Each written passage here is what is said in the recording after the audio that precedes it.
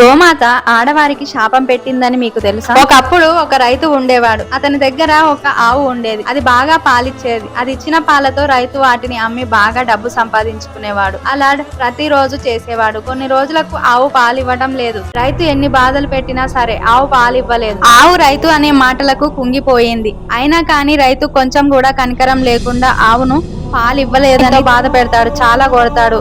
నీలాంటి ఆవు నాకు అవసరం లేదని దాన్ని అడవికి వెళ్ళగొడతాడు. అప్పుడు ఆవు అడవిలోకి వెళ్లి ఇలా అనుకుంటుంది, అయ్యో స్వామి, మనుషులకు కొంచెం కూడా కనికరం లేదు. గర్భవతిగా ఉన్న నేను పాలు ఇవ్వలేనని కూడా తెలియదా? అసలు నేను గర్భవతి అని తెలుసుకోకపోవడమే తప్ప. అక్కడే అడవిలో ఎన్నో ప్రసవ నొప్పులతో ఒక దూడకు జన్మనిస్తుంది. అప్పుడే అక్కడికి వేటాడుకుంటూ ఒక రాణి వస్తుంది. ఆమెను చూసిన ఆవు, రాణి, నా దూడను నా వీపు మీద పెట్టవా అని దీనంగా అడుగుతుంది. దానికి రాణి ఆవుని హీనంగా చూసి, చీచి, నువ్వు నీ దూడ చూడటానికి చాలా చండాలంగా ఉన్నారు, మిమ్మల్ని తాకాలంటే నాకు చిరాకుగా ఉంది అని అసహించుకుంటుంది. అప్పుడు ఆవు ఆ రాణితో ఇలా అంటుంది, చూడు రాణి, నువ్వు నీ అందాన్ని చూసి మమ్మల్ని హేళన చేస్తున్నావు కదా.